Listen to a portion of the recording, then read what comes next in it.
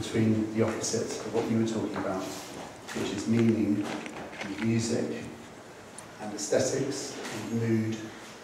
I'm interested in the idea that we experience sound uniquely in the present moment, and I like the idea that thinking of sound as a sensation rather than something with meaning. We can only experience sound right now, so unlike seeing, we can't examine an audio artifact, we can't pause sound, contrary to what you might think from playing pause buttons on your iPod. When you pause it, it doesn't stay there, it disappears. So I love the idea that we experience sound in the absolute present, and our experience of sound is completely meaningless. And it's only when we cogitate sound and we associate it with our memory that it actually acquires meaning. It has no meaning at all. In fact, it's no different to the sensation of hot and cold until we actually create an association of meaning with memory. And so my interest, I'm a composer and a sound designer, and I'm really interested in using sound to communicate sensation, and the two areas of sensation I'm interested in communicating are presence, the immersion in space, spatial immersion, not outer space. And I'm also really interested in the idea that we can use sound to jump between sensations or different sensory modalities. So we can use sound to actually express the sense of vision, for example, but not in an aesthetic way. In the clip I'm going to show you in a moment, many of you will say it's aesthetic, just to preempt that argument. But I'm interested in the idea that we can use intuitive multimodal mappings between senses. For example, many people understand that the scale of visual objects or haptic objects to the touch can be mapped to pitch. So, for example, a very small thing that you look at or that you touch can be represented in sound by a very high sound, and something very large can be mapped to something meaningfully that's very low in pitch. And although these aren't completely precognitive, these sensations are less cultural than many associations that one might make between sound and emotion in music, for example. Last year, I worked on a project called Cines, which was a collaboration with the London Contemporary Orchestra and Roundhouse and an animator called Quayola. And I wanted to basically express my experience of synesthesia, which I have. Synesthesia is a condition in which someone with synesthesia experiences an involuntary response in a secondary neural sensory pathway. When one sensory pathway is stimulated, it creates an involuntary response in another. So, for example, in my case, when I look at colour and visual texture, and also when I touch, I can hear what that sound is in my imagination. There are two types of synesthetes. One is called projectors, and they are people who will actually see or hear a hallucination that, to all intents and purposes, is real. So people who visualise images when they hear sound, for example, will see a projection in their visual field. And then the other type of synesthete sees it in their mind's eye.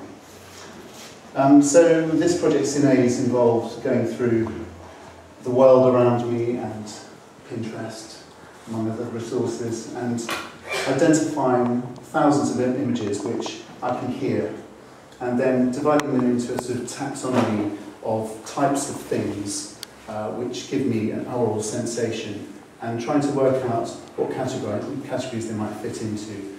And for example, I sort of managed to divide them up into lines and curves and shapes and colours and textures, high frequency texture, low frequency texture, circles and so on. And those all mapped to, for example, colour mapped to resonance or frequency harmony, circles and curves represented resonance, and so on. And then I worked with this scent technician to fill the roundhouse with a scent that represented the colours that I was seeing. And then with Crayola, who created a computer system which would take the sound of the orchestra in real time and transform it back into the images that I had looked at that made me write the music to represent the different textures, visual textures and colours. So the clip you'll see was the movement about colour, and most of it was played on tuning forks and a string orchestra. And as they're playing, they are reanimating the colours which you see behind the orchestra.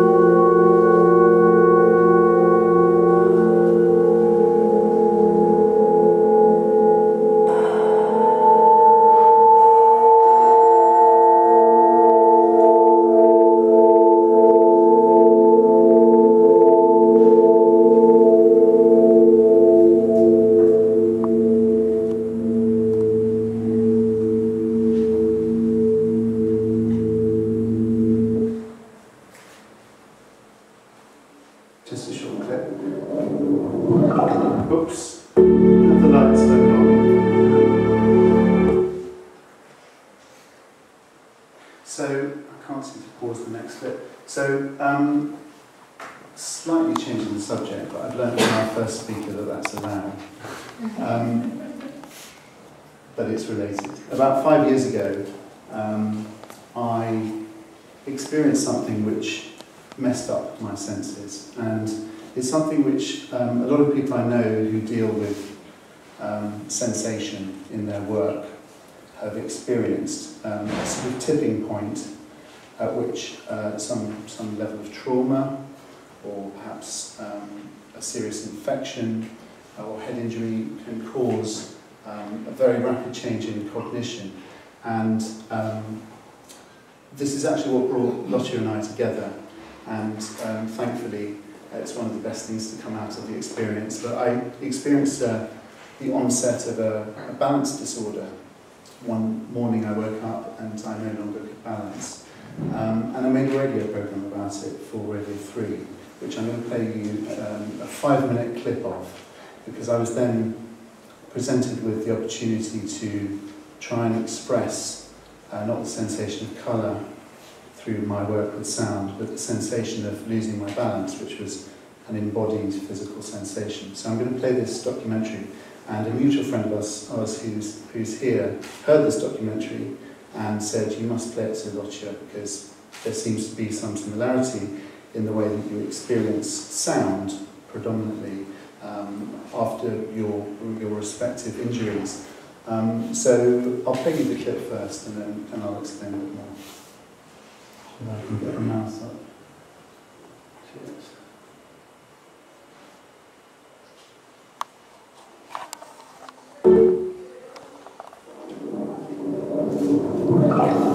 I'm aware of having a head, which I never was before.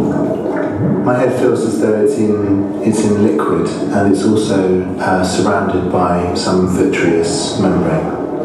I just feel slightly disconnected. I feel drunk. I feel like I've had maybe half a bottle of wine. As the evening goes on, I've realised that I'm feeling more and more bizarre. By the time I go home, I'm very sure that there's something wrong. I feel like I've never felt before. It's like I've been separated from everything around me. I'm wearing a glass bubble full of fluid. So So I go home and I go to bed and think it's going to be right in the morning.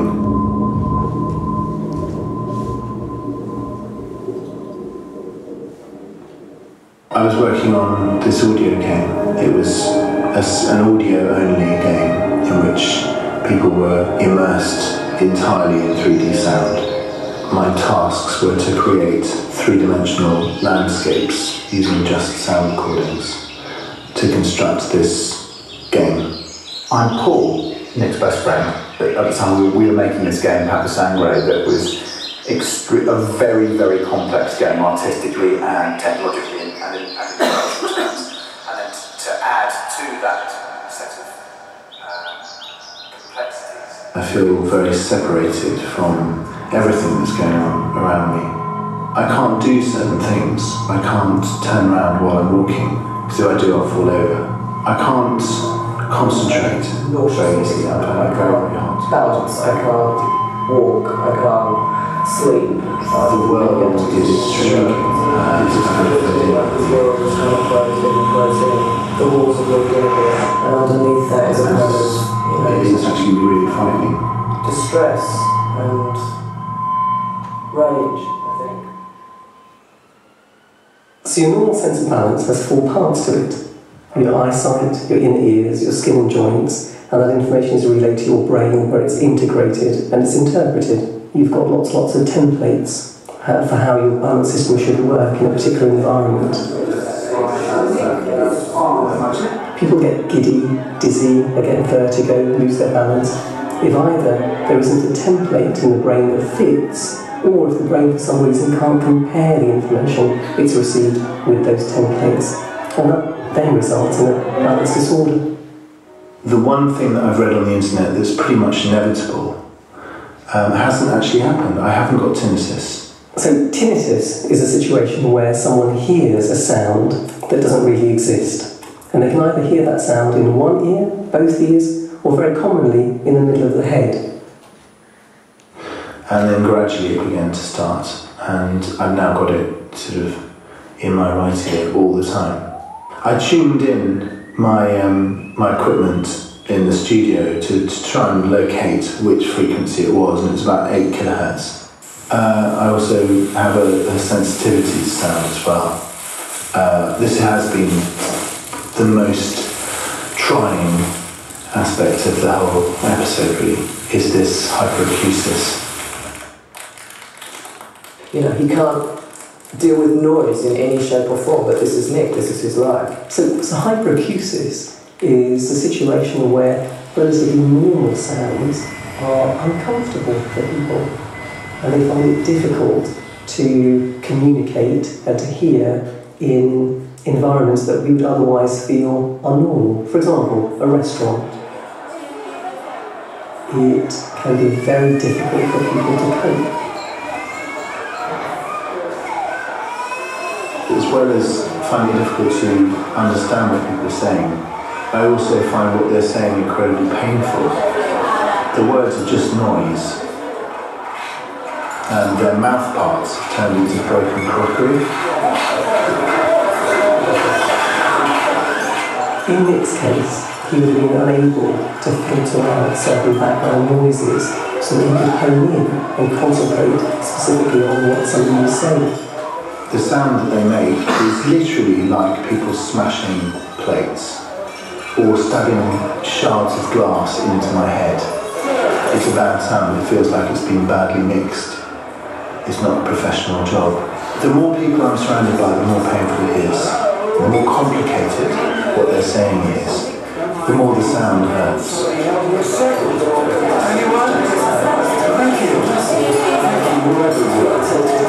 I found myself getting absolutely furious.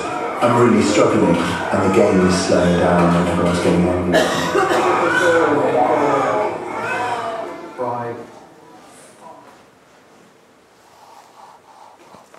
So that brought Lotte and I together through our friend Di, and Lotte had this incredible story and was this incredible person, and invited me to try and translate her sensation her injury in all its different aspects in the sound area of the film. And I had to create a sound world for the film, but I also had to create an inner world for the film, because it's very much about Lotje's inner world. And I also had to, as a very important part of that, I had to explore language and words, and try and communicate how the aphasic element of her injury sort of seemed to her. And there were really beautiful things I had to communicate as well. This is a little clip of Lotje experiencing the beauty around her in a new way.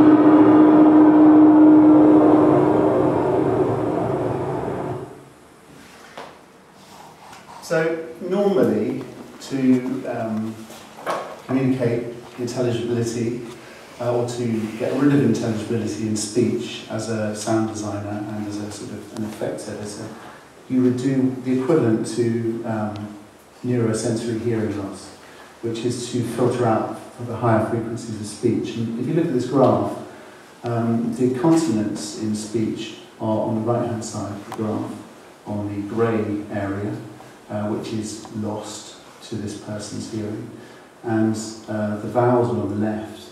And consonants, as well as being quieter than vowels, so they often get lost in background noise, are also more important than vowels in terms of intelligibility, because they divide up the temporal domain of speech, and they carry more meaning. You can actually strip out quite a few vowels from a sentence and you can still understand it.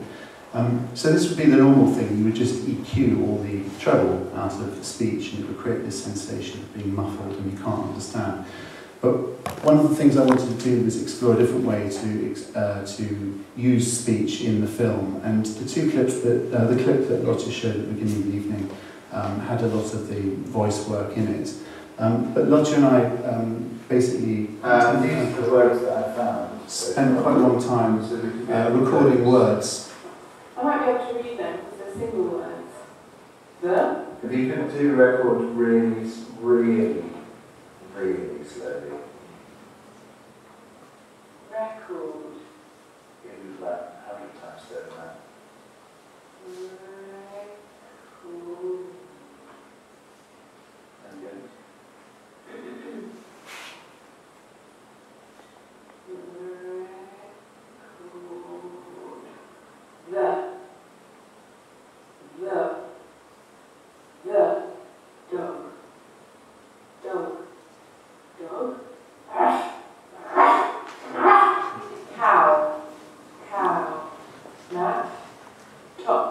So you'll see some of these words on the images on that wall just there. And Lottie, as well as these known words, she'd written down a lot of words which don't make any sense at all, which were really fun to record. So the last thing I just want to talk about is how I decided to process these words, to try and approach the sense of aphasia and the sort of indeterminacy, if you like, of that experience, the fact that it was unpredictable, and the discontinuation that we've heard quite a lot this evening. It seemed to be a really important part of phasic experience, was discontinuity.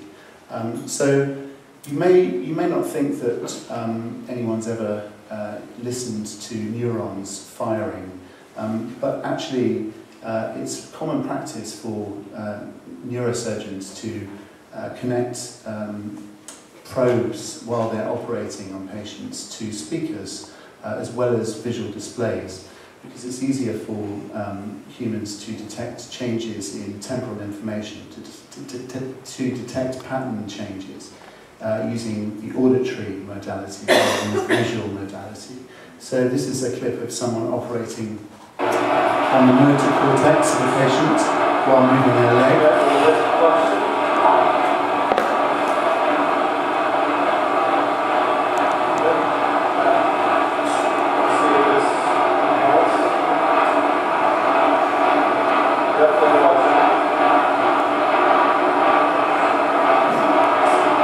And you can hear the changes in the neuron firing patterns in the motor cortex while he does that, while he moves the patient's leg. And so about 10 years ago, I did a lot of work with a neuroscientist and physicist and musician friend of mine called John Mathias. And he and I were interested in using the firing patterns of neurons to create music.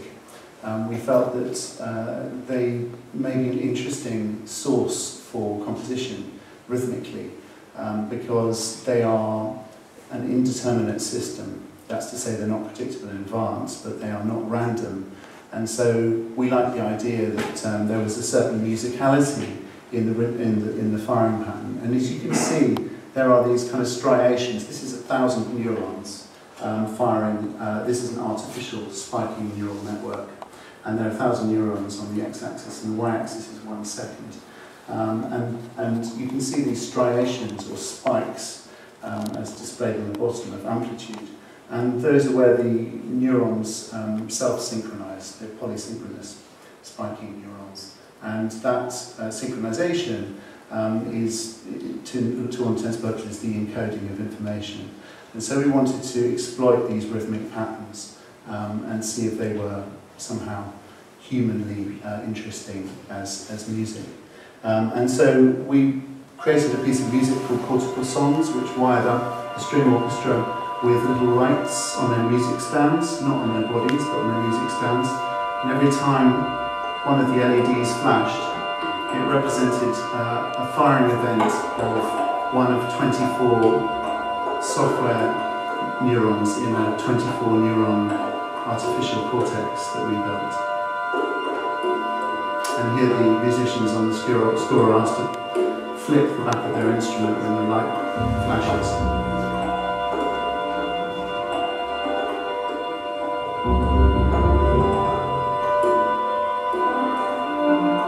So I'm not going to show all that clip. I'm going to talk about the neurogranular sampler, which was an instrument we invented.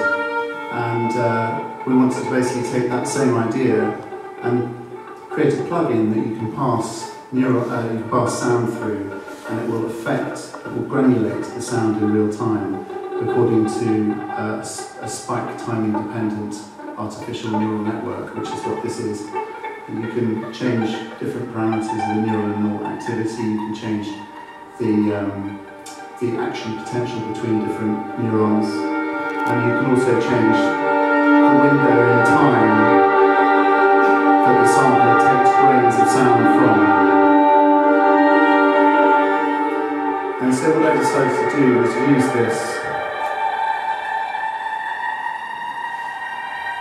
this technique to affect and create vocal information for the film. This is Roger saying daffodil.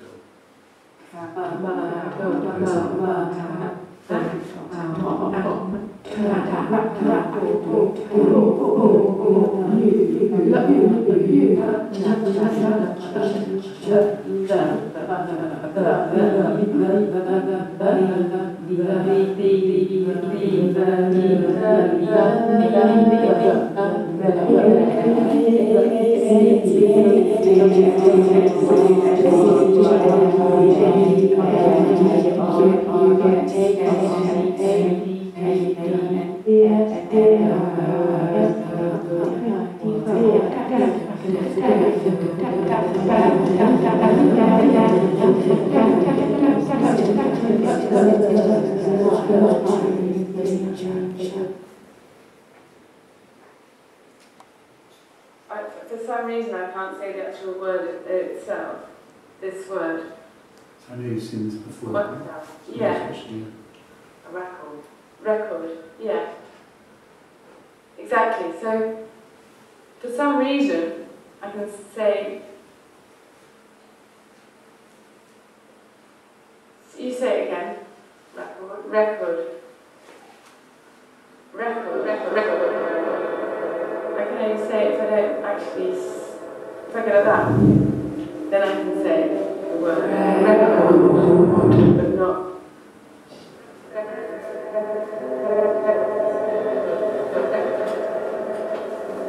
You say it again.